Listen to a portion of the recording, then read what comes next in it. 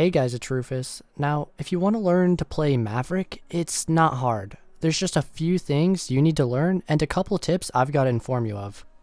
First, you need to know how to use Maverick's torch effectively. In order to make quick and efficient holes, you should not ADS with Maverick's torch. This is because you're forced to move a lot slower and therefore you'll consume a lot more fuel. When making holes, there's a few tricks you can use and I'll list them. You can make small rotates pretty easily with only one canister. Sometimes it will take more than one canister, but not much. Maverick's torch has a lot of fuel, so consider just making random holes in a reinforced wall in order to apply pressure onto the defenders. For example, when attacking Gym on Clubhouse, it's very common for the attackers to push from CC side, and so when you do this, you always open the cache wall in order to take cache control. So in order to make taking cache control faster, I'll oftentimes just make some random holes in this triple wall here. And so this really restricts the movement of the player in cache, as they can only play around this table and close to the cache wall. And so once you've made holes in the double wall and holes in the triple wall, you can really just make it impossible to play in cache, and so the defenders will be forced to fall out. And in addition, anybody in construction is less likely to peek cache because they have to worry about these Maverick holes, versus just worrying about a single hole in the double wall. You can also make random holes designed to just watch a certain area. Say you're going to make a rotate on this wall. Well, first, you would make some holes in this wall, and that's because this forces the defenders to be cautious of somebody peeking these holes, so naturally, they can't push up to you if there is the potential of somebody holding dirt. And then while you have these holes, you can just make your rotate. Even if you have nobody holding them, the dirt player isn't going to push up, just because of the possibility of somebody being there.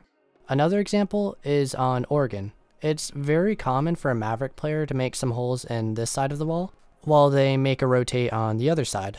The same concept applies here. Anybody in Attic can't push up Attic and peek the Maverick if these holes are watching Attic already.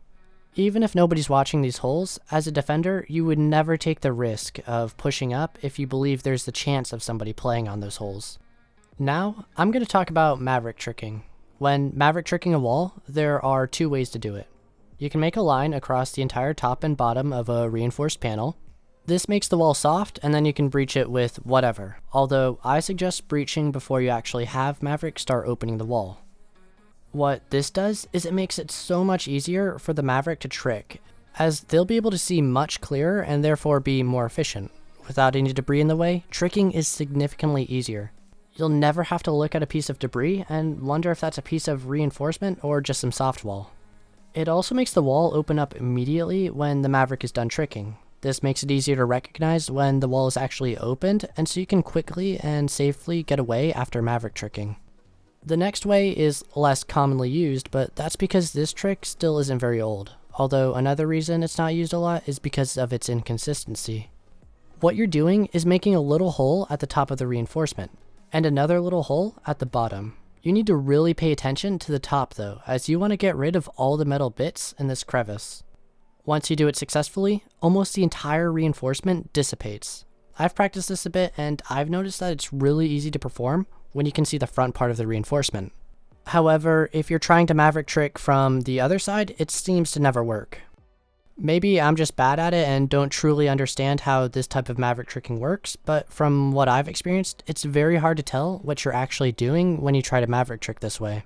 While the other method uses a little bit more fuel, this method seems to have a high risk of just not working, and you'll inevitably waste both more fuel and more time if you mess up. Next, you'll need to know how to Maverick trick hatches. The most common way of doing this is by opening up the edges of the hatch. When you open the edges of the hatch like this, you can usually open the hatch after covering 3 to 4 of the sides. Now, if somebody is trying to peek you, I suggest proning and you will still be able to open the hatch just fine.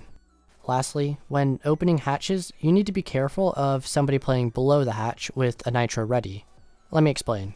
If you're Maverick tricking a hatch, the defenders will always know where you are because they will be able to see where you're opening the reinforcement.